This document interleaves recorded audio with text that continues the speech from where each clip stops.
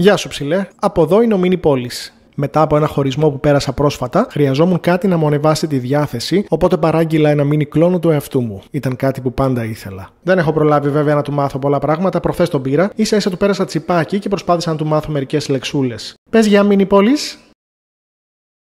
Ναι, δεν είχαμε μεγάλη επιτυχία ακόμη στις λεξούλες. Εντάξει, Μίνι Πόλης, άντε φύγε τώρα, πάνε να παίξεις. Α, θα κάτσει μάλλον. Θες να έρθεις εδώ να κάνουμε μαζί το επεισόδιο? Α, τώρα φεύγει. Τέλος πάντων, πάμε στο επεισόδιο. Σήμερα θα μιλήσουμε για κάποιες σειρές καρτούν που έχω δει. Θα δεις κάποιες που ήδη ξέρεις και ίσως ανακαλύψεις και κάποια κρυφά διαμαντάκια.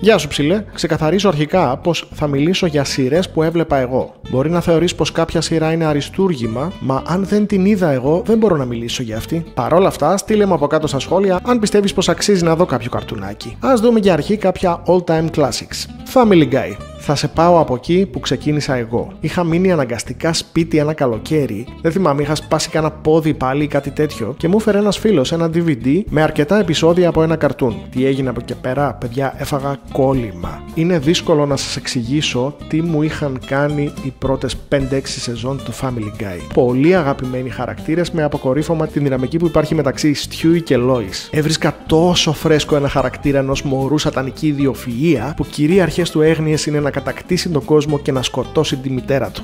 Παρ' όλα αυτά, σαν κλασικός μπέμπης, χέζεται επάνω του και χαζεύει όταν βλέπει στην τηλεόραση τα Teletubbies να αγοροπηδούν. Γενικά αγάπησα το χιούμορ του McFarlane τόσο πολύ. Fun fact: είχε κλείσει εισιτήριο σε μία από τις τραγικές πτήσεις της 11ης Σεπτεμβρίου και όντας ο ίδιος μεγάλη μπεκροκανάτα, έγινε στουπί και έχασε την πτήση του. Ψάχτω, έχει μιλήσει σε αρκετές συνεντεύξεις γι' αυτό. Γενικά, ψάξτε παραγωγές McFarlane, παιδιά. Μία από τις αγαπημένες μου είναι το A Million Ways to Die in Wild West. Καφροκομωδία με κοχώνες που σπάνια βλέπεις στις μέρες μας.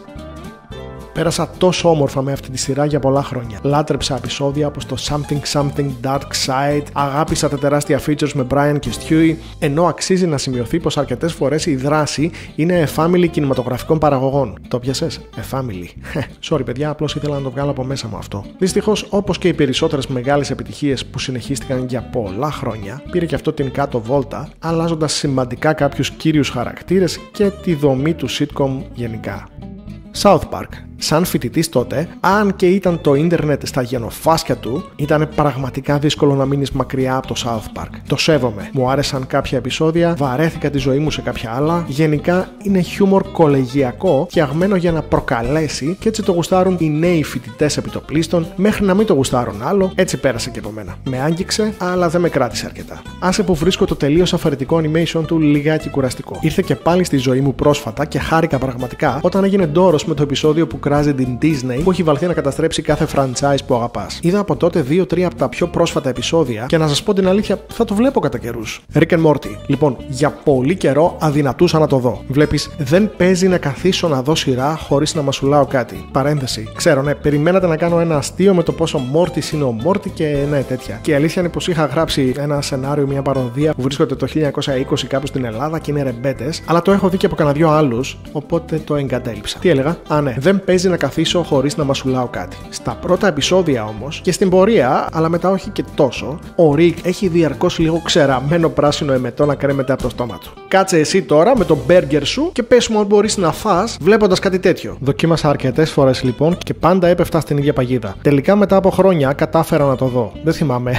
fasting έκανα εκείνη την περίοδο κάτι τέτοιο. Και πίστεψέ με, άξιζε. Αρχικά πίστευα πως ο σχεδιασμός και το animation θα με κούραζαν, μα τελικά το βρίσκω τόσο ιδιαίτερα όμορφο και κολληματικό. Λατρεύω το χιούμορ του, οι ατάκες του είναι πολύ γρήγορες και πρέπει να το παρακολουθείς με όλη σου την προσοχή για να τα πιάσεις όλα. Σε αντίθεση με τα περισσότερα καρτουνάκια, έχει αρκετά συμπιεσμένη γραφή. Έχουν πολλά να πούνε οι δημιουργοί. Μου αρέσει επίσης που σε κάποια σημεία εναλλάσσεται η κωμωδία με λιγάκι δράμα και συγκίνηση. Πάντα μου αρέσουν τέτοια. Παραμένει μέχρι σήμερα μία από τις αγαπημένες μου σειρές. Polar Opposites. Σου αρέσει το Rick and Morty? Ο Justin Roiland σε παρόμοιο στυλ παρουσιάζει την ιστορία ιστορία μιας εξωγήινης οικογένειας που, αφού καταστράφηκε ο πλανήτης τους, μετακομίζουν στην Κεντρική Αμερική και προσπαθούν να προσαρμοστούν στη γήινη ζωή. Καλούτσικο, φίλε. Πολύ ωραίες ιδέες. Λάτρεψα το side story που εκτιλήσεται καθώς ο Γιάμιουλακ συρρυκνώνει ανθρώπους για χόμπι και τους κρατάει μέσα σε κάτι ενιδρία. Αρχικά δείχνει πως απλώς τους κρατάει εκεί στο δωμάτιο της αδερφής του, μα σιγά σιγά οι άνθρωποι δημιουργούν μια post-apocalyptic κοινωνία με τις δικές τους προσωπικές ιστορίες και τα δικά τους δράματα. Το παράτησα κάπου μετά τη δεύτερη σεζόν. Ίσως πρέπει να το συνεχίσω σε κάποια φάση. Φουτουράμα. Λοιπόν, αυτή η σειρά με είχε κάνει φαν για ένα ολόκληρο καλοκαίρι, που έλειωνα βλέποντας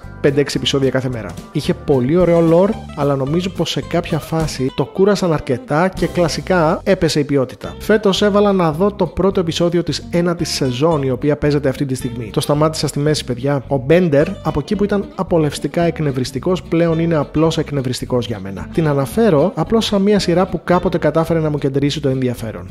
Drawn Together. Ρε φίλε, όταν ανακάλυψα αυτή τη σειρά ήμουν τόσο χαρούμενος. Άκου τώρα story. Στο πλαίσιο των παιχνιδιών reality τύπου Big Brother, μέσα σε μια έπαυλη ξεκινά ένα παιχνίδι το οποίο οι παίκτες είναι χαρακτήρες καρτούν. Υπάρχουν καρτούν από διάφορα είδη που στην ουσία παροδούν τα συγκεκριμένα είδη. Βλέπουμε για παράδειγμα μια κακομαθημένη πριγκίπισσα της Disney, η οποία τραγουδά αθώα, όπως τα κλασικά παραμύθια αυτού του είδους, με τα ζωάκια να την ακολουθούν στο τραγούδι. Ξεκινά σαν μια αθώα πριγκίπισσα και σιγά σιγά απελευθερώνει τη σεξουαλικότητά της και γίνεται ένα τέρας του σεξ. Ο Lingling, ένα τύπου Pokemon Battle Monster. Ο Xander, ένας χαρακτήρας από video game. Ένα τύπου Flash Internet Cartoon Download. Ένας τρομερά παρανοϊκός σούπερ ήρωας. Μια σιχαμένη λουλού από τα 20s και μερικοί άλλοι, ο ένας πιο διαστραμμένος και ηλίθιος από τον άλλον. Θυμάμαι σε ένα επεισόδιο η πριγκίπισσα τραγουδάει για να μαζευτούν τα ζωάκια του δάσους και όλοι οι υπόλοιποι καραδοκούν για να το σκοτώσουν και μετά να τα κάνουν barbecue. Είναι τέλειο! Full στην καφρίλα με πολύ όμορφο animation. Δυστυχώς σταμάτησε στις 3 σεζόν και μία ταινία. Αν δεν το έχεις δει, τρέχα ψάχτο. Inside Job. Θες Illuminati, θες εξωγήινους, θες ερπετά. Όλες οι θεωρίες συνωμοσίας δεν είναι απλώς θεωρίες. Οι πρωταγωνιστές μας εργάζονται σε μια μυστική υπηρεσία και καθημερινά ασχολούνται με όλα αυτά, προσπαθώντας να τα κρατήσουν μυστικά από τους κοινούς ανθρώπους. Αγάπησα ένα από τα τελευταία επεισόδια που δείχνει πως οι όμορφοι χολιγουντιανοί stars, DiCaprio, Brad Pitt, Tom Cruise, Keanu Reeves, είναι όλοι βρικόλακες και πίνουν αίμα νεαρών γυναικών για να διατηρούνται νέοι και όμορφοι. Πολύ ωραίο καρτουνάκι. Χαρακτήρες με βάθος, καλό animation, έξυπνες αναφορές. Περιμένω πώς και πώς να βγει η τρίτη σεζόν. Κάτσε να δω πότε βγαίνει. Τι!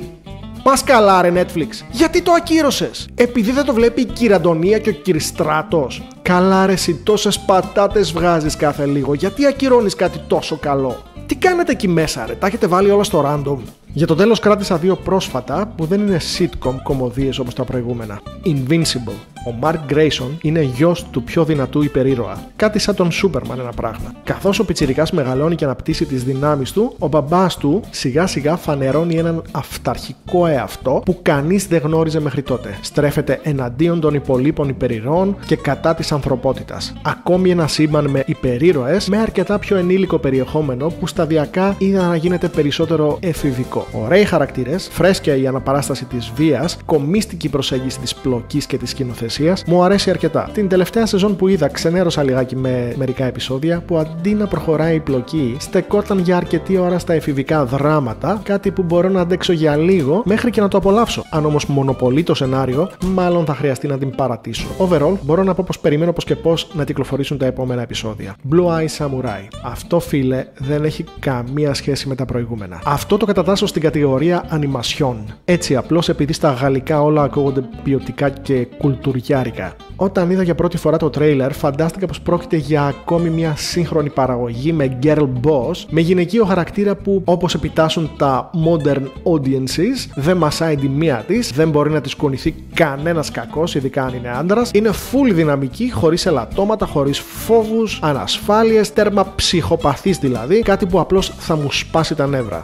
Πόσο έξω έπεσα και χαίρομαι τόσο γι' αυτό. Οπτικά είναι masterpiece. Ας αρχίσουμε με αυτό. Σκηνοθεσία που θα ζήλευε κάθε αξιοπρεπής κινηματογραφική παραγωγή. Voice acting ενήλικο. Αν και η σειρά φαίνεται να θυμάται πως είναι animation, διάλογοι και ερμηνείες τείνουν περισσότερο προς το ρεαλισμό. Δεν είναι δηλαδή ούτε παιδιάστικη ούτε τέρμα ρεαλιστική. Έχουν τέλεια ισορροπία. Και αυτό δένει πανέμορφα με όλα τα υπόλοιπα στοιχεία. Πρόκειται για μια πολύ ώριμη ιστορία. Μια ιστορία εκδίκησης στην τέρμα ρατσιστική Ιαπωνία του 17ου αιώνα που παραμένει κλειστή προς τον υπόλοιπο κόσμο. Η πρωταγωνίστριά μας, η Μίζου, ψάχνει να βρει και να σκοτώσει τους 4 λευκούς άνδρες που βρίσκονται στην Ιαπωνία. Ένας από αυτούς πρέπει να είναι ο πατέρας της. Και ο λόγος που έχει τα μπλε μάτια της που προσπαθεί να τα κρατήσει κρυμμένα από τους Ιάπωνες που έχουν μπανάρει τους μυγάδες από την κοινωνία τους. Αισθάνεσαι πως οι χαρακτήρες είναι αληθινοί. Έχουν τα ψεγάδια τους, τις αξίες που πρεσβεύουν, τα δράματα και τις αναζητήσεις τους. Ενδιαφέρεσαι για αυτούς. Το story και οι θεματικές του με τις συγκρούσεις παράδοσης και τεχνολογίας, τα themes του ρατσισμού, των κοινωνικών status είναι περίτεχνα δουλεμένα. Και αυτά είναι συνταγές επιτυχίας για μια σειρά. Φίλε, είναι ένα έργο τέχνης. Γενικά πάντως το Netflix φαίνεται να δίνει πόνο στο animation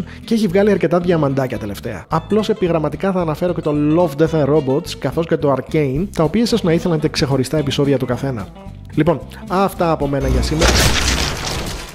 Μόρτι, σκότωσες τον Mr. Πόλης, Μόρτι. Σου είπα να πατήσεις φρένο. Δεν το ήθελα. Ήταν το πιο καλύτερο καρτούν, Μόρτι, και εσύ το σκότωσες. Ίσως να είναι καλύτερα έτσι. Σκότωσε και το μωρό να φύγουμε. Γιατί δεν πείραξε κανένα. Τέλειωνε, Μόρτι. Δώσ' του μία να φύγουμε. Το καημένο. Όχι, Μόρτι, οι μίνι κλόνοι είναι εκδικητικά πλάσματα. Πίστεψε με, Μόρτι. Είναι πιο καλύτερα έτσι. Γιατί μιλάς και εσύ έτσι σαν τον Mr. Πόλης? Καλύτερα είναι κανονικά. Όχι, Μόρτι, είναι πιο καλύτερα. Υπάρχει το καλύτερα και υπάρχει το πιο καλύτερα. Mini Πόλης, Mini Πόλης. Είναι μικρός και μπουσουλέ. Mini Πόλης, Mini Πόλης. Ετάκι μας ως εκειτά.